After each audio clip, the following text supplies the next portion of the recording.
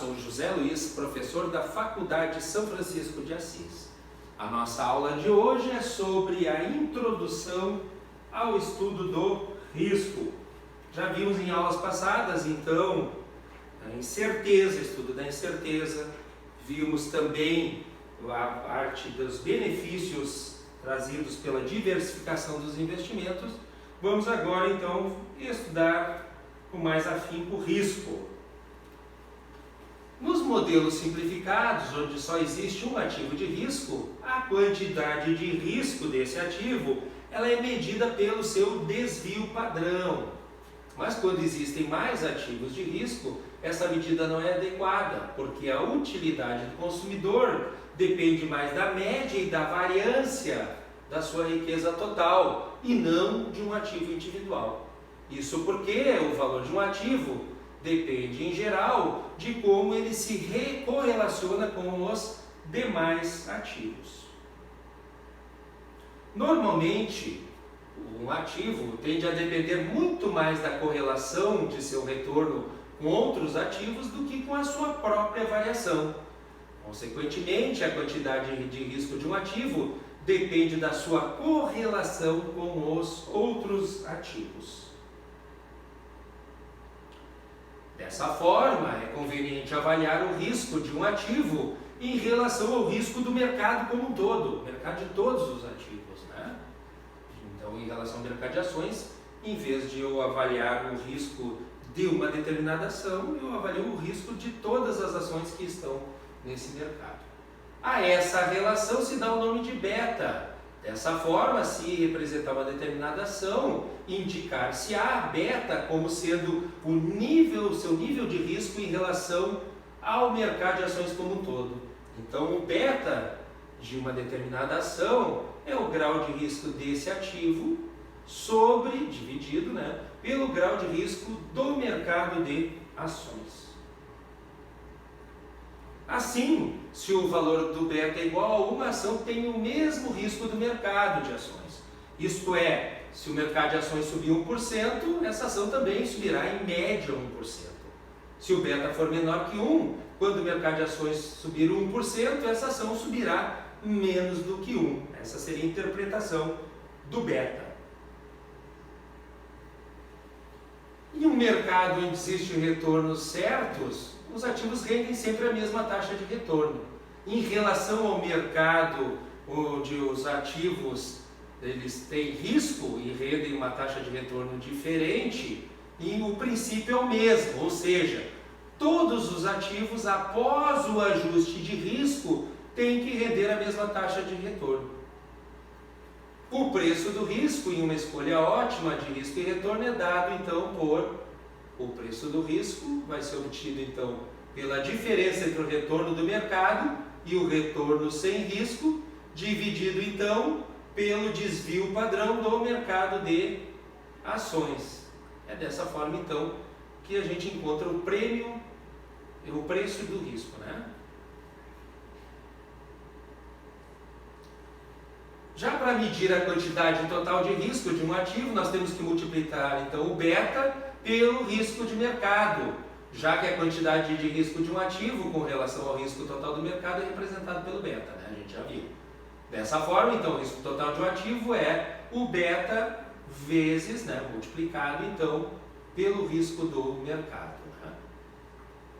Mas o custo desse risco, ele é obtido pelo produto entre esse risco total que a gente encontrou aqui, beta vezes o desvio padrão do mercado, e o preço desse risco. Então, vamos substituir aqui no preço do risco o que a gente tinha encontrado na lâmina anterior. O preço de risco é a diferença dos retornos entre um mercado e um ativo livre de risco, dividido pelo desvio padrão do mercado.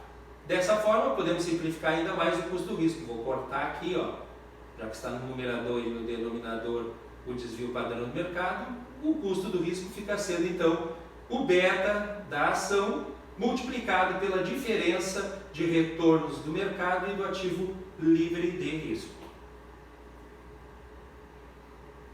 Dessa forma, a condição de equilíbrio nos mercados de ativo de risco é a que todos os ativos devem ter a mesma taxa de retorno, ajustada ao mesmo nível de risco. Isso é, se existirem então dois ativos, um ativo I e um ativo F, free, livre de risco, como as taxas com taxa de retorno RI e RF, e beta I e beta F, no equilíbrio a equação abaixo deve ser satisfeita. Então, o retorno menos o prêmio de risco tem que ser igual de todos os ativos, né? Então, tem essa igualdade aqui, que é a condição de equilíbrio.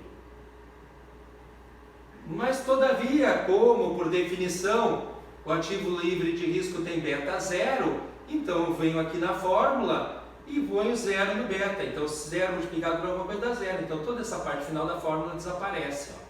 Fica só com a parte de baixo. E aí, transporto para o outro lado, esse lado da equação. Fica, então, o retorno de qualquer ativo é igual ao retorno livre de risco, né? Mais o prêmio de risco, que é o beta do ativo multiplicado pela diferença do retorno do mercado menos o ativo livre de risco.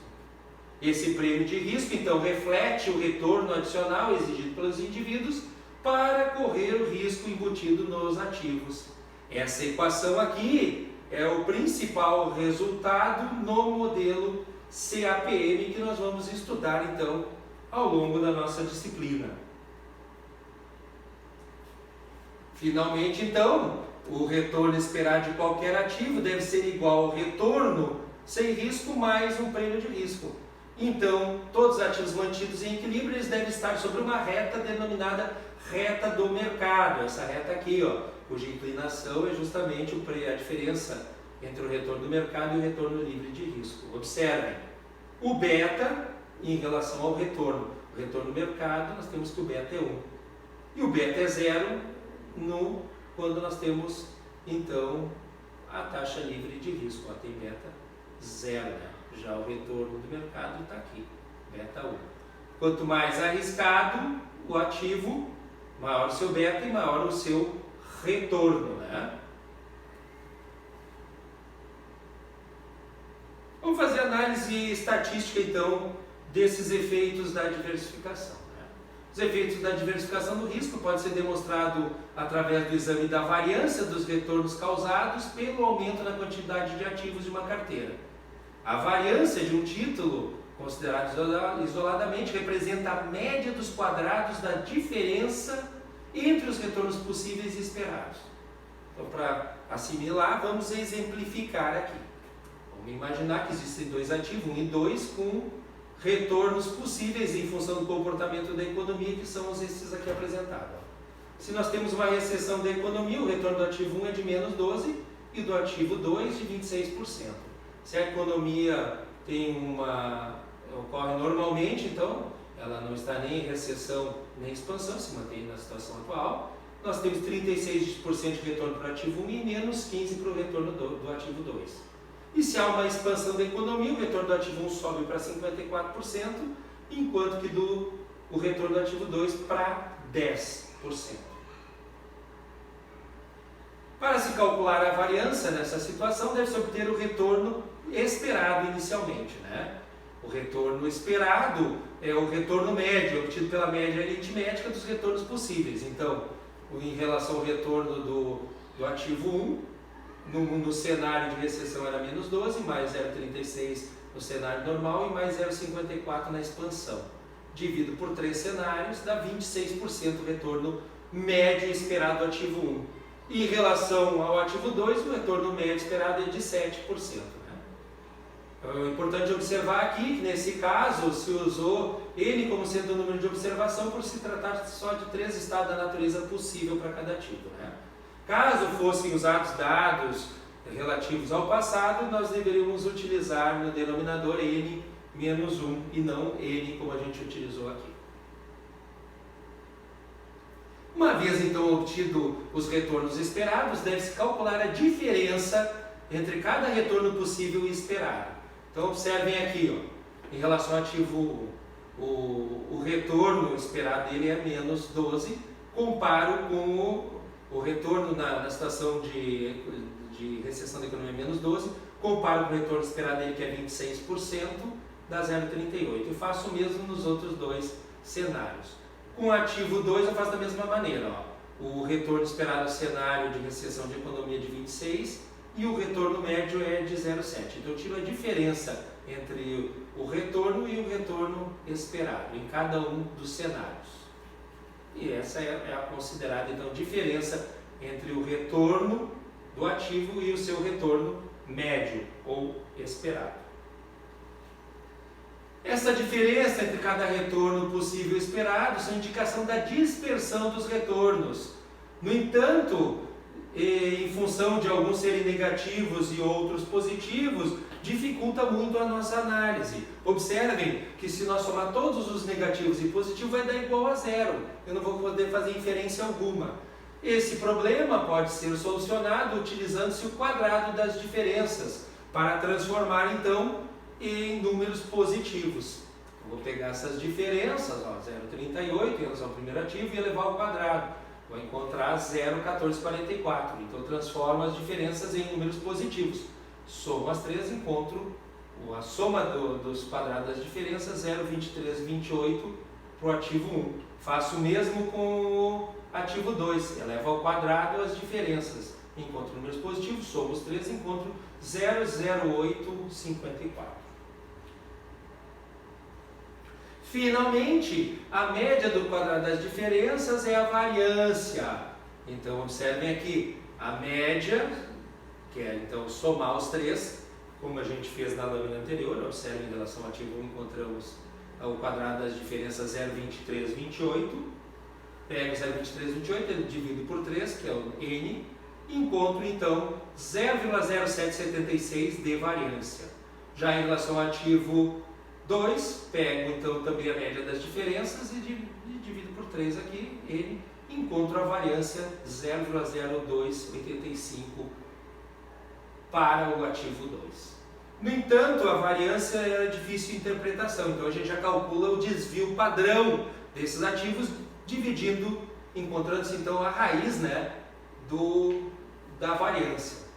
Então, vou pegar e tirar a raiz quadrada, que é a mesma coisa que elevar ao meio o valor do desvio padrão da variância, e encontro o desvio padrão do ativo 1.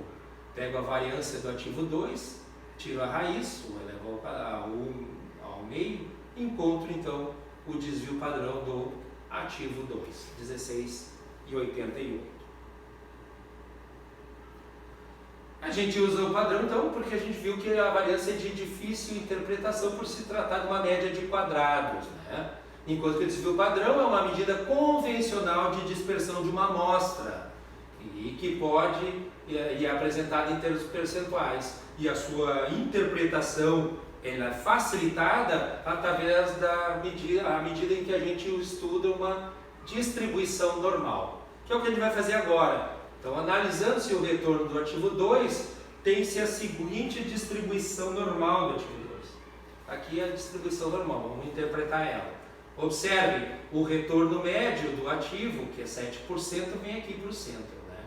O desvio padrão é 16,88. Então, um desvio padrão é 7 mais 16,88, dá 23,88. Um desvio padrão a mais. O desvio padrão a menos é 7 menos 16,88, dá menos 9,88. E assim eu faço para dois desvios padrão, menos 9,88, menos 16,88 dá menos 26,76, menos 16,88 de novo dá menos 43,64. Por outro lado, da mesma forma, 23,88 mais 16,88 vai para 40,76 e mais 16,88 vai para 57,64. Interpretando a curva normal. Quando nós temos um desvio padrão, significa então que os retornos 68,26% dos casos estarão entre menos 9,88 e 23,88, um desvio padrão. Se eu quiser aumentar esse intervalo para dois desvios padrões, então nós temos 95,44% de probabilidade de o retorno estar entre 26,76 e 40,76%. E finalmente, com 3 desvios padrões, encontramos quase a população toda. 99,74% de probabilidade de o retorno estar entre menos 43,64% e 57,64%. É por isso que se usa o desvio padrão, porque utilizando-se uma curva normal, é muito fácil, então, uma distribuição normal é muito fácil de se interpretar o mesmo. Além dessas medidas de variabilidade, que é a variância e o desvio padrão, nós devemos também utilizar medidas de associações entre o retorno dos dois ativos. Essas medidas são a covariância e a correlação, cujos objetivos são de mensurar a intensidade com a qual esses dois ativos estão associados. A covariância ela pode ser obtida a partir do produto entre as diferenças em relação ao retorno esperado. Então, o que nós vamos fazer aqui? Nós já temos as diferenças, né? E aí vou fazer então o produto entre elas. A diferença do ativo 2 em relação ao mercado está aqui, é 0,19, e do ativo 1 é menos 0,38. Então, eu faço o produto das duas e encontro menos 0,772. Faço o mesmo com o segundo ativo. A diferença do primeiro, no segundo cenário, no cenário normal. A diferença do primeiro ativo é mais 10 e do segundo é menos 0,22. Multiplico um pelo outro, encontro 0,0220 e faço o mesmo então com o terceiro ativo. Somo esses três produtos das diferenças, encontro menos 0,858. Para se obter o valor da covariância, nós devemos fazer a média dos produtos das diferenças. Então, a covariância do ativo 1 e do 2 também pode ser identificada pelo nosso símbolo aqui, ômega, né? Já 1 ou 2, né? É a esperança, ou seja, a média das diferenças de retorno, conforme a gente viu ali. Então, a covariância do ativo 1 e do 2 vai ser o somatório que a gente encontrou anteriormente, ó, na lâmina anterior, voltamos ali, ó, menos 0,858, que é o produto das diferenças entre os retornos, dividido por N, que é 3. Encontro então a covariância de menos 0,286. A covariância é uma medida de associação de retorno de dois ativos, que tem a seguinte interpretação. Quando D é positiva, ambos ativos possuem retorno acima ou abaixo da média simultaneamente. Nesse caso, nós dizemos que existe uma relação direta entre os dois retornos. E quando a covariância for negativa, um ativo possui retorno acima da média e o outro abaixo da média. Nesse caso, se diz que existe uma relação inversa entre os dois retornos. Finalmente, ela é nula quando não houver relação entre os dois retornos. Então, em relação a esse nosso exemplo, como a covariância foi de menos 0,0286, pode-se apenas afirmar com esse dado que o retorno de um ativo tende a estar acima, enquanto o do outro ativo tende a estar abaixo da média. Essa é a única inferência que se pode fazer da covariância. Justamente por esse problema de interpretação é que nós vamos usar a correlação, que é obtida pela divisão da covariância pelos desvios padrões dos retornos. Covariância, a correlação é obtida pela divisão da covariância pelos desvios padrões dos retornos do ativo 1 e 2. Ou seja, pego a covariância menos 0,286 e divido pelos desvios padrões, então, dos retornos dos ativos 1 e 2, e encontro o número menos 0,6082. Vamos interpretar, então, a correlação. É importante observar, então, que como no denominador nós utilizamos desvios padrões que são sempre positivos, o sinal da correlação vai ser sempre idêntico ao sinal da covariância, né? Quando a correlação é positiva, se diz que os retornos estão positivamente correlacionados. E quando a correlação é negativa, se diz que os retornos estão negativamente correlacionados. Finalmente, quando a correlação for zero, se diz que não estão correlacionados os dois retornos. Importante observar que a correlação ela varia de menos 1, uma correlação inversamente perfeita, até mais 1, uma correlação perfeita, né? Positivamente perfeita. Então, esse é o campo, é o intervalo na qual está, então, inserida a nossa correlação. Nesse caso, nós temos uma correlação negativa, já que deu menos 0,60. Obrigado a todos e até a nossa próxima aula.